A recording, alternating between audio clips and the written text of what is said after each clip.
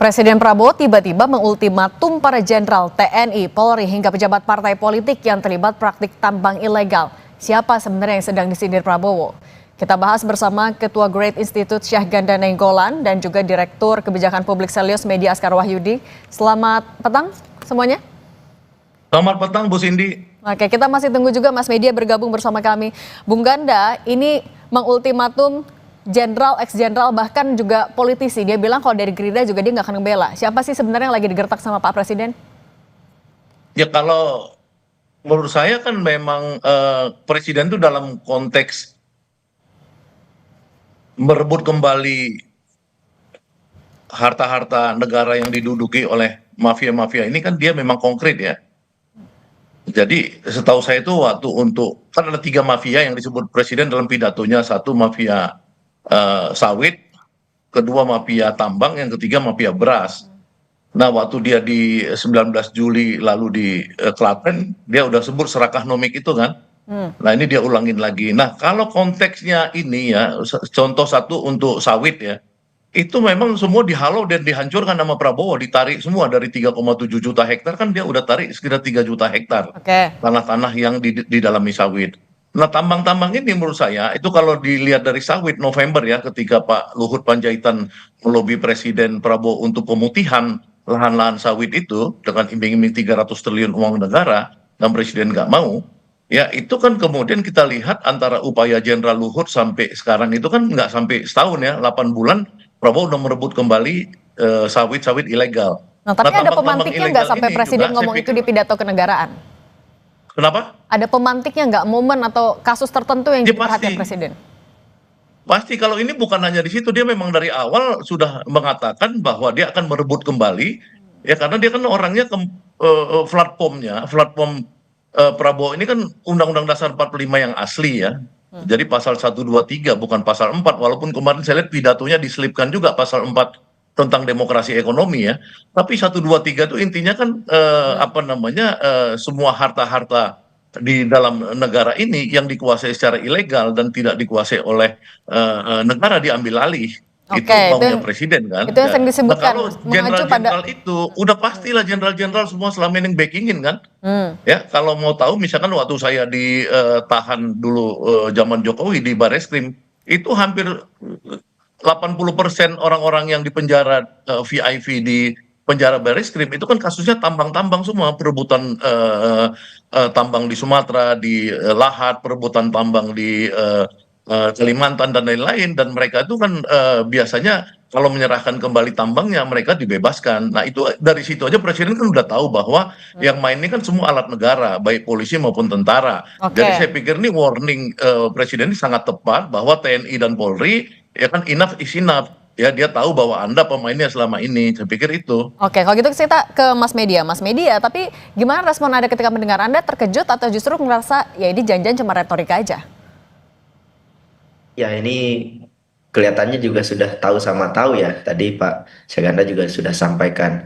Saya 3 tahun bekerja di perusahaan tambang dan praktek ini benar adanya. Dan itu masih terus terjadi hingga hari ini.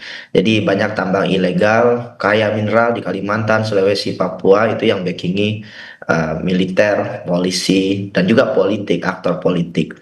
Tapi persoalan ini sampai hari ini juga nggak mudah ditangani karena risiko politik kemudian pertarungan kepentingannya kan kuat sekali. Bahkan tidak hanya di level vertikal tapi juga horizontal di antara masyarakat dan aparat di lapangan. Jadi ini kompleks sekali dan satu mungkin yang ingin saya juga sampaikan, kalau kemarin kan di pidatonya itu tambang ilegal ya. Tapi juga kita harus ingat bahwa tambang legal pun juga banyak yang dibackingi oleh aparat gitu. Jadi ini juga menjadi kesulitan di lapangan, sulit membedakan tambang rakyat kecil dengan jaringan mafia tambang. Nah, Menurut saya semuanya harus ditindak begitu, Mbak. kalau misalnya susah, Anda yakin pernyataan Presiden kemarin bisa ditindaklanjuti? Lagi-lagi kalau kita lihat bagaimana oligarki di Indonesia berkembang sejak tahun 1970-an, itu erat kaitannya dengan eksekutif, siapapun itu pemerintahannya. Artinya ini bukan hanya soal keberanian ya, tetapi juga soal kemampuan untuk memecah dan kemudian mengusut siapa oligarki di balik ini. Karena aparat ini hanya agregator saja, tapi kan jaringannya, majikannya itu adalah oligarki itu sendiri yang kita sama-sama tahu itu juga erat kaitannya dengan partai politik yang secara tidak langsung juga berkaitan dengan eksekutif. Oke, Kemudian menegaskan yang tapi kedua, artinya ini Anda yakin nggak Presiden Prabowo Subianto bisa menindak ini? sebagai retorika oke sekali, tapi secara teknis sangat sulit. Ada Kementerian SDM di sana, ada KLHK, ada Polri, TNI, KPK, Pemda, tumpang tindih kewenangannya luar biasa. Jadi sangat-sangat sulit begitu ya. Oke, Tapi sulit. kalau bicara soal anggaran kerugian negara memang besar. Saya sepakat 300 Oke, triliun kerugian negara per tahun, oke tapi Den. anggarannya sangat-sangat sulit, Ini kan Mbak. sulit karena tadi katanya erat juga sama eksekutif. Nah, Bung Ganda, biar nggak cuma jadi retorika aja, langkah pertama yang bakal dilakukan Pak Prabowo apa?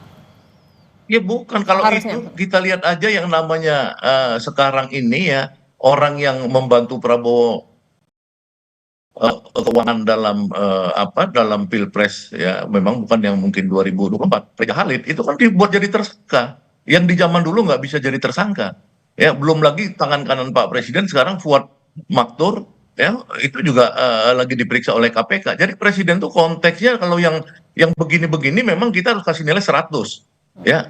Yang lain-lain dalam pidatonya mungkin soal demokrasi apa segala, saya sih memang masih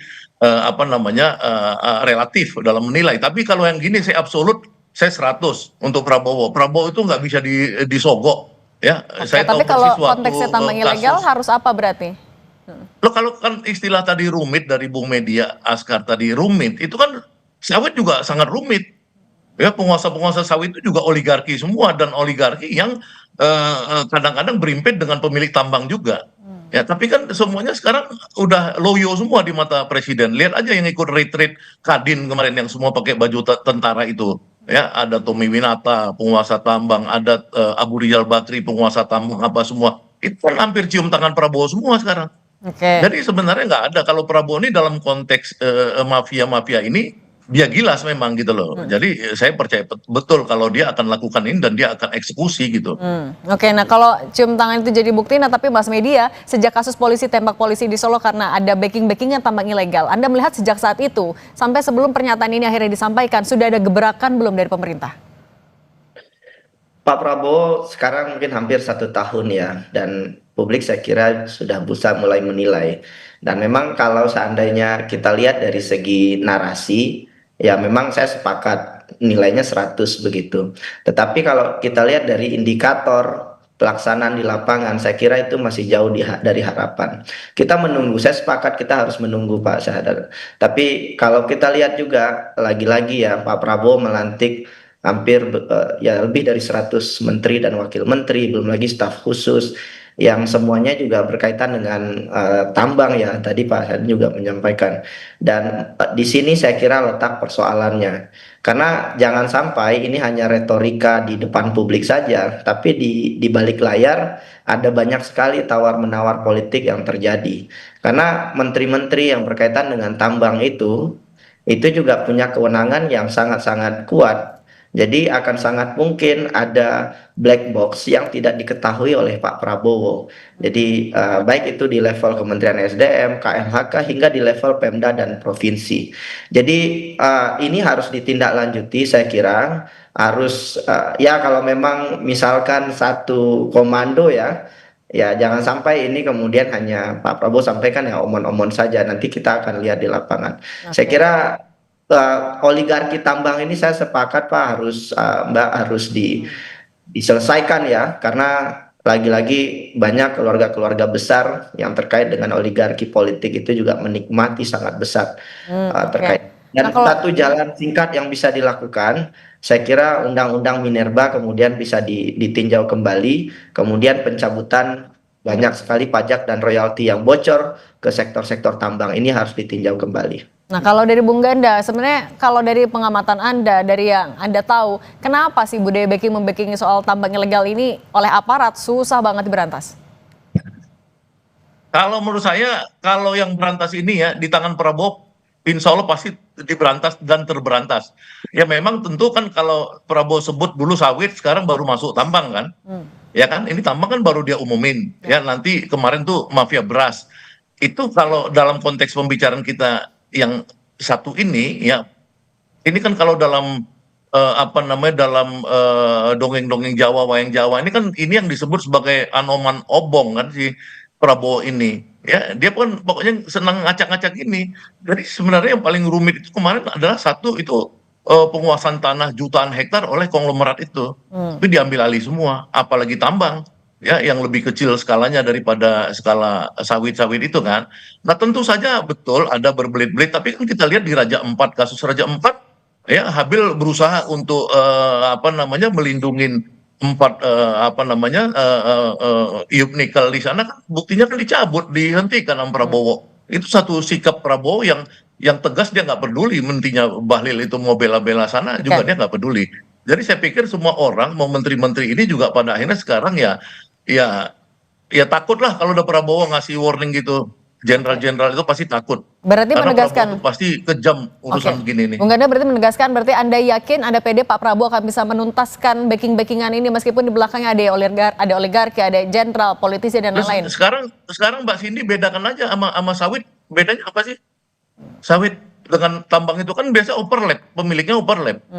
Ya pemilik sawit biasanya ada pemilik tambang juga kan di Indonesia nih. Coba lihat emiten emiten tambang ya khususnya batu bara yang di era Jokowi diperpanjang 20 tahun sama Jokowi, undang-undang itu tahun 2020 dirubah seenaknya sama Jokowi, ya harusnya berakhir dalam beberapa tahun tuh diperpanjang 20 tahun. Ya itu kan semuanya juga pemilik tambang, pemilik sawit, dan pemilik lain-lain. Jadi kita nggak bisa memisahkan. Nah, cuman Prabowo selama ini baru mulainya di sawit. Kalau dia misalkan masuk ke tambang, nggak berani konglo-konglo itu ngelawan dia. Saya pikir nggak berani. Khusus untuk ini ya, saya lihat mafia ini yang disebut presiden ya, apa namanya, mafia beras, mafia tambang, dan mafia sawit. Nah, Pasti oke. diberantas sama dia, termasuk Pak Ganda, jenderal-jenderalnya. Nah, saya sebetulnya kekhawatiran saya Pak dengan narasi kemarin itu adalah Pak Prabowo itu dan tim ya tentu saja dengan kementerian terkait itu hanya fokus pada yang sifatnya ilegal. Termasuk juga soal beras kemarin kan juga akhirnya narasinya seakan-akan ini nggak pemain besar. Karena kalau kita lihat dari yang legal dan ilegal itu juga berbanding 3 kali lipat. Jadi 6.500-an izin resmi dan yang ilegal itu 2.700-an. Jadi kalau seandainya hanya fokus pada yang ilegal seperti yang sampaikan Pak Prabowo kemarin, mungkin kontribusinya nggak begitu besar. Jadi menurut saya tantangannya mengejar juga yang backingan-backingan untuk tambang-tambang legal ini, Pak. Nah, ini yang lebih rumit sebetulnya ketimbang yang ilegal ya. Karena yang legal ini secara administrasi hukum mereka betul-betul secara kasat mata terlihat ini, tetapi di balik layar ada banyak backingan dan backingan ini bukan kaleng-kaleng ya Pak. Mungkin Pak Ganda juga tahu siapa backingan-backingan di balik batubara legal ini gitu ya. Dan ini paling besar porsinya. Jadi ini yang menurut saya juga jangan sampai juga nanti narasinya justru malah yang dihajar tambang-tambang ilegal yang kecil-kecil termasuk juga galian C, mohon maaf ya, itu juga kan banyak yang di backingi ya. Tapi sebetulnya yang juga sangat-sangat besar itu adalah tambang-tambang legal yang di backingi, kemudian mendapatkan insentif pajak, mendapatkan perlindungan, kemudian insentif terkait perizinan tanah dan lain-lain. Jadi ini yang saya kira juga jadi tantangan Pak Ganda ke depan. oke. Tindak Ya lanjut saya tidak hanya... sepakat aja. Silakan. Sepakat maksudnya gini, artinya kan Pak Presiden kita ini kan seperti dia waktu membicarakan BUMN ya, komisaris-komisaris dan direksi dicabut apa namanya bonus tantimnya misalnya. Dia bilang, direksi jangan ngakal-ngakalin loh keuntungan itu. Ya kan? Nah sama aja di sini ya, kita itu orang istilah legal itu apa? Legal kan direkayasa. Waktu perpanjangan 20 tahun ya tambang-tambang batu bara oleh 67 emiten di tahun 2020 itu adalah ilegal yang dilegalkan. Karena nggak boleh, nggak ditender, nggak ini. Saya datangin konglomerat terbesar yang punya satu emiten dan di antara 7 itu saya datangin. Bang lu kenapa begitu? Saya bilang di tengah COVID ini main perpanjang aja. Oke. Ya dia bilang gue mau nyogok nih, gue bilang gue mau nyogok sama yang DPR apa segala. Nah itu era Jokowi, era ini era Prabowo untuk yang gini pasti dihantam semua sama dia. Baik, kita fokus dulu ke bagaimana akhirnya tindak lanjut yang akan diambil oleh Presiden. Jangan sampai yang ilegal tapi juga dibakingin akhirnya terlewat. Terima kasih banyak Bang Syahganda Nainggolan dan Mas Media Askar Wahyudi Terima kasih, sudah Bu berbagi Cindy. bersama kami. Terima kasih media, thank you.